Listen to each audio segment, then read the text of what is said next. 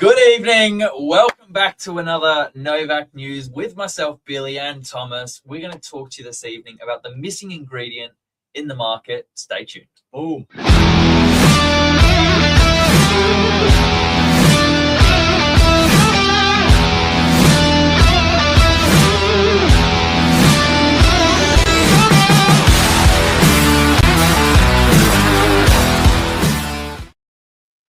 Welcome Back, everyone. Hope you missed us. Yeah, well, it hasn't been that long, actually. Your two favorite real estate agents on this stream. Yeah, it hasn't actually. We did a great topic a couple of weeks ago. Tonight we're bringing with the missing ingredient in the market. Buyers and sellers are probably feeling this. Not maybe sometimes they would have pinpoint it.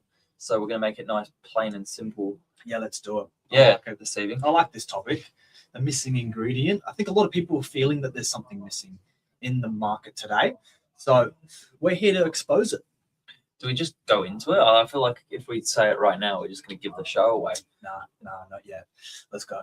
What, are you going to drop it? Yeah, we'll drop it. Go. You got it. Okay, it's urgency. I think urgency is usually something in a warmer market that is there, and you're not even realizing it. It's just happening. So in a softer market, it's interesting. A balanced market, buyers can often afford to wait. Without urgency, they often do. It's that feeling of we'll just wait to see what happens, watch and wait. Urgency compresses decision making. It increases the chance of multiple buyers engaging at the one time, and that's why you tend to see results organically built from like a guide price. But there is a difference, I guess. Motivation and urgency, two very different things. Yeah. We're seeing a lack of motivation generally across the board with the listings that we're holding and selling. Yeah. A lot of real estate agents describe this as a one buyer market. And some advice going out to certain vendors are the first offer you receive tends to be the best offer, and the one you should consider the most.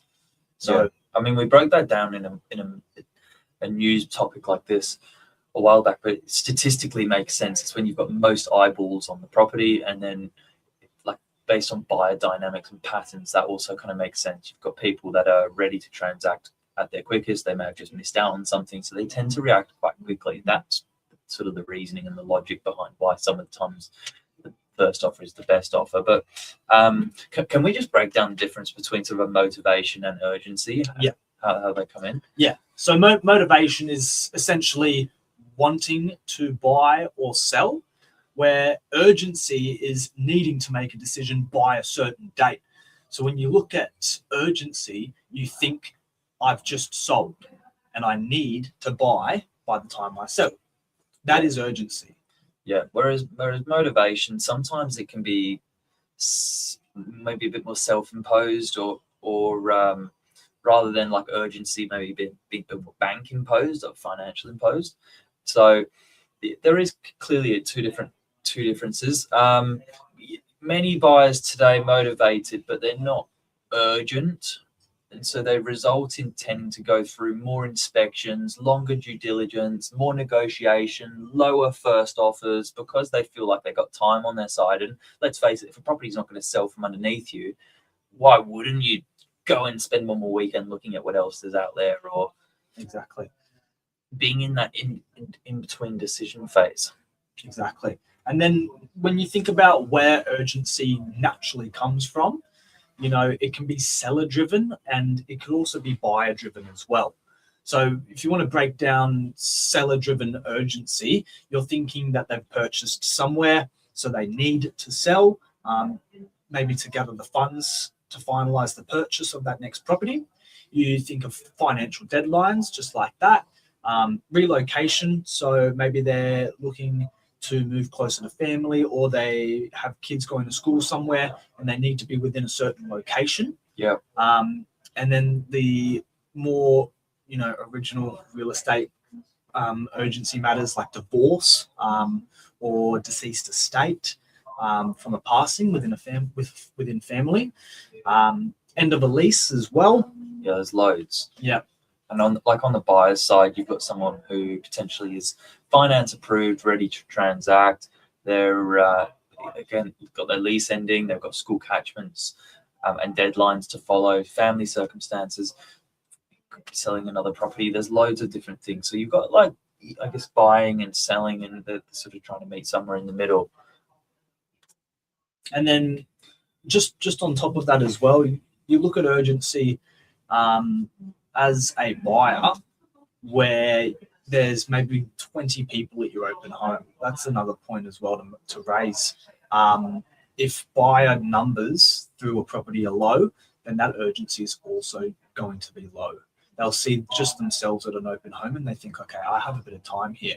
Whereas in a warmer market, you might see you might go into a property and there's already multiple offers on the table at a certain level, and you need to get your foot through the door by means of an offer as soon as possible. So that urgency gets determined by how many buyer numbers are in the market as well.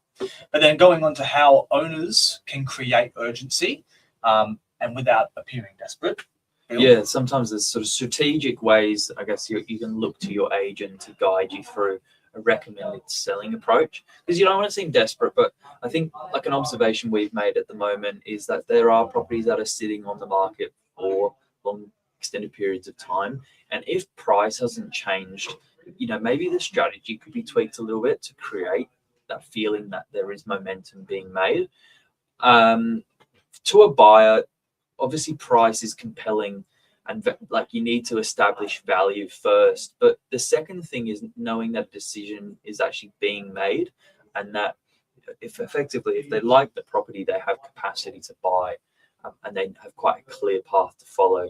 So that's kind of what we're just going to break down to in the last couple of minutes of tonight's topic is how can you create that sense of urgency without seeming desperate. There's a few different ways. Probably the most common way you see online is an auction.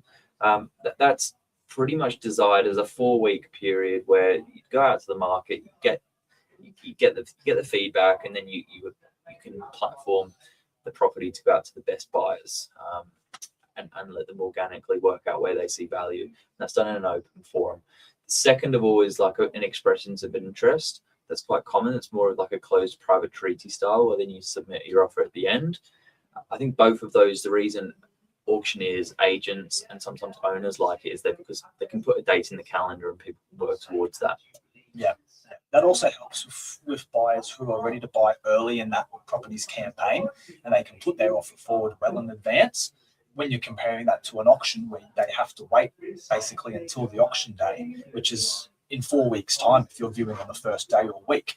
But a expressions of interest or an offers closing campaign, you can put your offer in any time and it can be considered. It can be held for that 4-week period, or it could be accepted prior.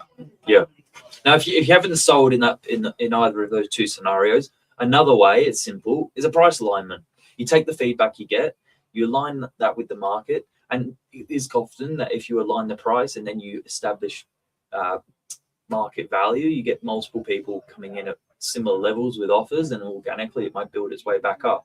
So there's an opportunity for you to meet the market there on price if that's another way to generate more inquiry. Yeah, and something that a lot of people don't know as sellers is if you're on Domain or realestate.com and your agent adjusts the price online, a notification gets sent out by realestate.com and Domain to buyers who have previously inquired to let them know. It's like an alert, price adjustment with property address to this level. And that way buyers actually see that and start thinking, okay, this owner wants to sell. There is urgency there. Let me go back and rethink that. Yeah, I'll give you a quick case study. In the week, had a sale that was on the market for about 90 days. We actually had a change of strategy, a small pivot, and put a closing offers deadline in by the end of the month. And obviously we've just ticked into August, and we actually delivered on that day, which was great. The backup plan was to rent the property out for the owner. So it didn't mean dropping the price. It just meant a change of strategy and giving, I guess, buyers a clear sort of set of transparent communication that this is the final week, advertise that in the open homes and make sure everyone's really aware.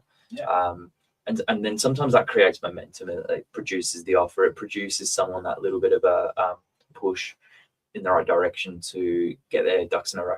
So I think that's a good message out there. Yeah, I agree. And then you may wonder at the same time, what happens when urgency disappears in a campaign? Typical market behavior and attitude is that buyers are attending multiple open homes. Also, when they're doing so, they're comparing dozens and dozens of properties that they're going through. And then what that does is delay making offers, because no offers, I think, or no offers. They just sort of can't give you price feedback because they're honestly probably confused about so many properties they're going through. We're seeing that a lot at the moment. Yeah, and a lot of buyers are waiting for price reductions. If a property is listed within a week, 2 weeks maybe, they may be thinking, okay, I've been looking for 3 months. I usually see a price reduction at these properties. I might wait to see if this one drops in price or offer a lot lower than what the real estate agent's guiding. Yeah, but I think that is probably for people that have not sold yet, trying to work out what's going on in their campaign behind the scenes. That's a really good starting place to look at. Where is the urgency coming from?